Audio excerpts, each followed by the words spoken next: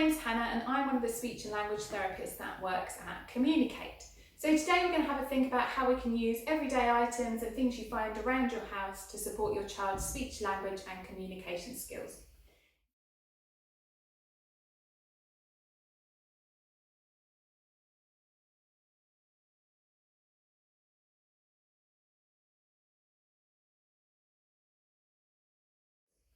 If I was working with a young child, I might start with something as simple as having a box or a bag and kind of doing a hiding game. It's really great for eye contact, for anticipation. So kind of looking in the box and going, oh, what can I see? I found and leaving that gap to see if your child can fill it. If it's not with a word, if they're not saying words yet, just kind of a vocalization is great. If they are saying the word car, you could kind of talk about the parts of the car, like the wheels or the window. You can talk about driving the car and what the car does. Kind of an extension from that is to have two items, so perhaps a box and a bag. So you're getting your child to look from one thing to the other. So go, oh, what's in the bag? Mummy's found a teddy. You can talk about hugging the teddy or cuddling the bear. You can talk about the different parts of the bear. So Teddy's nose, Mummy's nose, Millie's nose. So lots and lots of ways to just kind of talk about the parts or the objects themselves. As our children get a little older, we might do some describing. We might say, oh, can you look in the box and find me something for drinking? And the child would hopefully find that thing. You could also do a describing game where you talked about what you could see in the bag. So I can see something that's soft, it's got lots of colours, and you wear it on your head. Then you can kind of take it out, pop it on your head, and talk about you wear the hat on your head. Clothes are a great opportunity to kind of use lots of descriptive language for children who are in preschool and beyond. If you're doing that horrible task of sorting out the socks, for example, you could get your younger children to find socks that are the same. For our children who are just about to go into school, you could talk about, can you find the spotty sock or the stripy sock?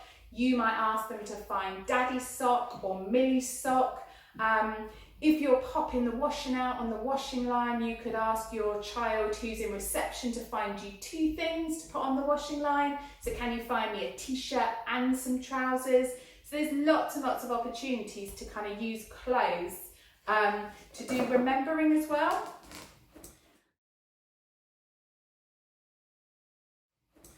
As our children kind of move into year 1 and 2, we can carry on with those describing games. And really it's about the kind of level of description I suppose you give. So if I was to say, okay, this time I've got something that's long, it's orange, you eat it, and we might use words like it's a vegetable, and rabbits like to eat it. We would hope your child would be able to guess that it was a carrot. We might get our children to have a look at this point and see if they could do the describing. So tell me what you can see. Oh, I can see something that's round, it's red, it has a bit sticking out the top or a stalk, it grows on a tree, it's a fruit. So having your child kind of having a go at the describing. Now, if you don't just want to do the describing that way, you could do a simple Skittles game. So I'm using cups here, but you could use old fizzy pop bottles with a little bit of water in the bottom. You can put something on the top of each one, and then, if it balances, if you've got a really young child, you could just tell them what they need to knock off. So I'm using a beanbag here, but you could do this outside with a football. So can you find the ball? You could go that next level up. Can you find something for building?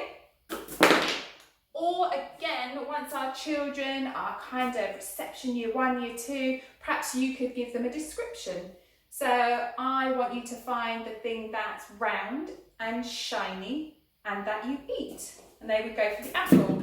What we'd really want children to do in this kind of situation is have a go at doing the talking as well as the listening, as that's really great for turn taking and also their expressive language and describing skills.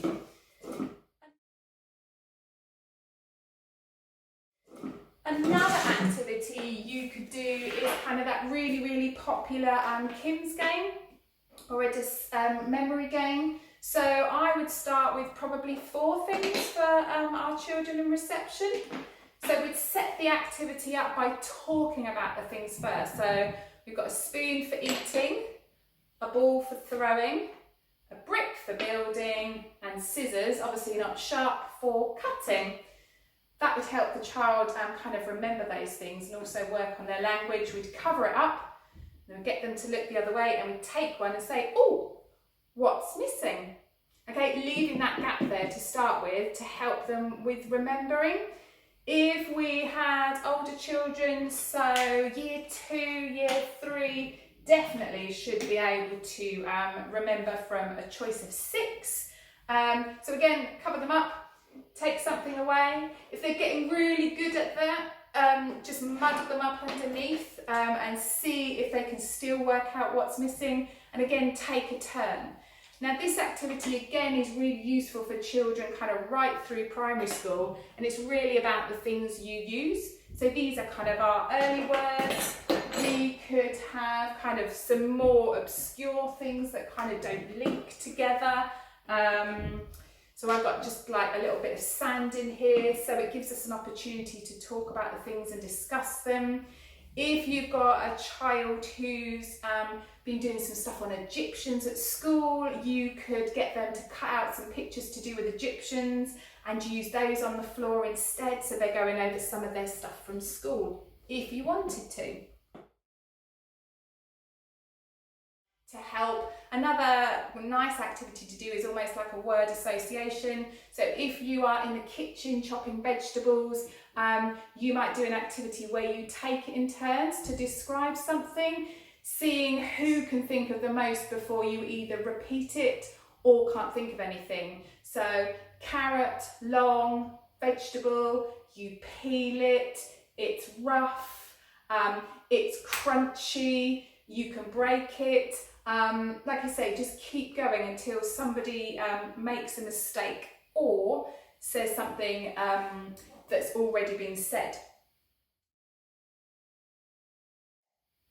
If you are kind of doing that activity and you've got older children at the top of kind of primary school or into high school, you can do it more as a word association game. So starting with the item, but then linking just to the thing before. So if we started with lemon, we might go yellow, sun, round, apple, tree, leaf. So you can see that means that the child has to work through lots and lots of different ideas, so it's more difficult.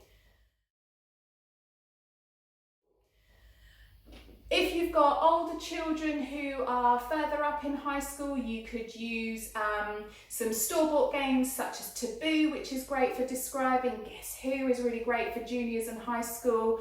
And another really nice game is a game called Scattergories. You can, though, to be fair, do that one at home. So all you have to do is think of a category and then a first letter. So it could be something like, can you think of as many things that you can eat as possible that begin with S? What you do is you set a timer on your phone or on a watch, and then you'd need a piece of paper and a pen each, and you'd write down as many of those things as you could in 5 minutes, and whoever gets the most is the winner. The kind of the sky's the limit with that, so things that you eat that begin with are quite easy to find, but if you had sports that begin with P, that makes it much more difficult. And what's really great with older kids is if you get them to kind of choose the categories, and again they might choose things like that are really obscure, like I don't know, Xbox games that begin with B, which would put you at a great disadvantage.